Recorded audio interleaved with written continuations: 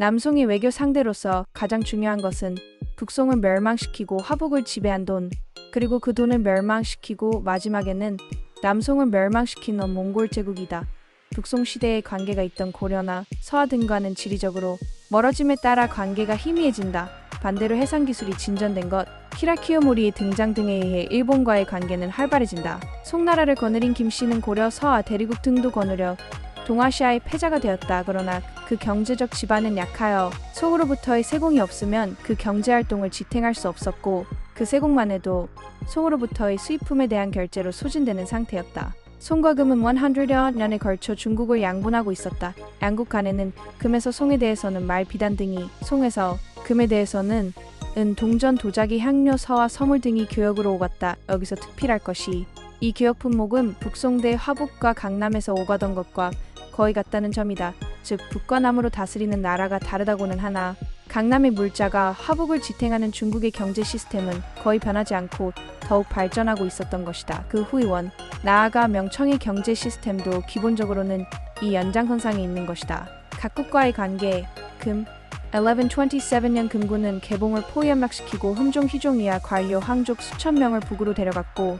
개봉에는 계류로서 송나라 대신 장방창을 황제로 삼아 초나라로 호하게 했다. 정강이 변.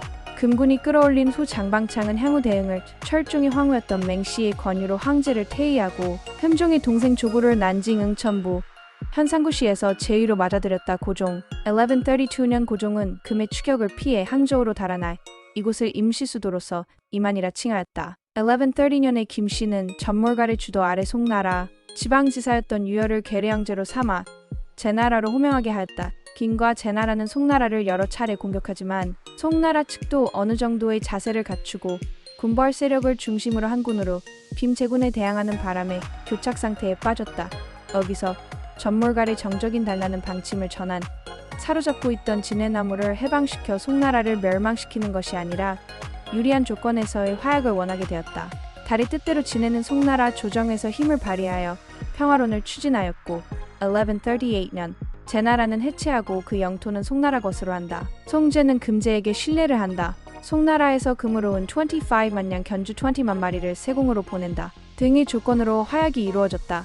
그 직후 달라가 전몰갈들에 의해 죽임을 당하고 화약은 일단 파기되고 김군은 다시 송나라를 공격하지만 악비들의 분투로 전선은 일진일퇴 양상을 보였다. 진해는 조기에 다시 화약하기를 바라며 악비 등 군벌 세력을 억누르고 1141년 비단 5만 마리 증액 송나라가 금에 대해 신절을 취한다 등의 조건 변경으로 다시 화약이 체결되었다. 소홍화에 은근 25만이라는 액수는 거액으로 여겨지지만 송나라의 재정 규모로 따지면 그리 대단한 것은 아니다. 그보다는 금에 대해 신으로 삼고 세공을 보낸다고 되어 있는 것이 중요하다. 요나라에 대해서도 악한 입장이었던 송나라였으나 요나라에 대해 현과 일단 이 명분을 유지하고 있었고 요나라에 보내는 제화도 패대 등한 상대에 대한 선물의 뜻로 되어 있었다. 그런데 금에 대해서는 신으로 모셔야 하고 보내는 제화도 공주군에 대한 공물의 뜻으로 여겨진 것은 명분을 강하게 중시하는 송학적 생각으로는 도저히 인정하기 어려운 것이어서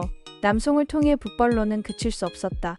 1149년 금나라 제3대 황제 희종을 죽이고 새로 제2의 오른해릉 왕은 1161년 다시 화약을 파기하고 남송으로 침공하였다. 그러나 강제로 금나라를 통제하고 있었기 때문에 언정을 계기로 반란이 속출하였고 결국 해릉왕은 죽임을 당하고 새로 세종이 옹립되었다. 세종은 국내 통제에 바쁘기 때문에 송나라에 대해 국경은 현상 유지, 김이 군송이 신의 관계에서 금을 숙부송을 조카의 관계로 삼는다.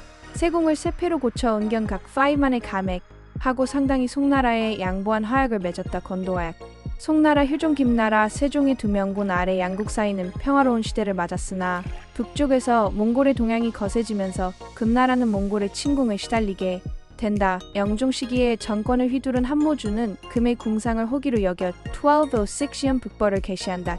개용병. 그러나 이 출병은 실패로 끝나고 한모주 목 세패인 은경 각 10만 증액, 배상금 300만 등의 조건으로 화약이 이루어졌다. 송군의 침공은 물리쳤지만 몽골에서는 칭기즈칸이 등장해 그 공격은 해마다 강력해졌다. 몽골의 침공 속에 금나라에서 거란인이 이반 1214년 금나라 조정은 공격을 피해 개봉으로 천도한다. 송나라는 약화된 금에 대한 세패를 정지하고 금은 송나라를 공격하지만 이를 격퇴했다.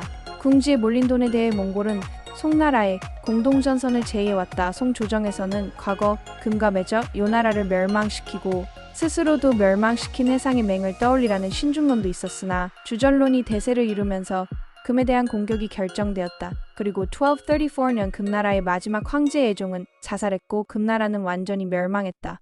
몽골원, 금이 망하자 그 영토는 체주와 진주를 잇는 선을 국경으로 삼고 동남쪽을 송나라가 서북쪽을 몽골이 취할 약속이었으나 송나라 조정은 이번 기회에 개봉을 회복하고자 맹약을 어겼다. 배신에 분노한 몽골 황제 오고데이는 송나라에 대한 공격을 벌여 차천의 대부분을 함락시키지만 송나라도 저항해 전선은 교착됐다. 이어 1241년 오고데이가 붕어하면서 그 후계를 둘러싸고 구육과 몽케 사이에 다툼이 벌어졌고 최종적으로 1251년 몽케가 반대파를 숙청하여 국내를 다스렸다. 국내를 안정시킨 몽케는 동생 쿠빌라이에게 대리석 정벌을 명령했고 쿠빌라이는 이에 응해 1253년 정복을 완료했다. 몽케 자신도 1258년 친정에 쿠빌라이, 우리안 카다이를 별동군으로 삼방향에서 송나라를 공격하는 대전략에 나섰다.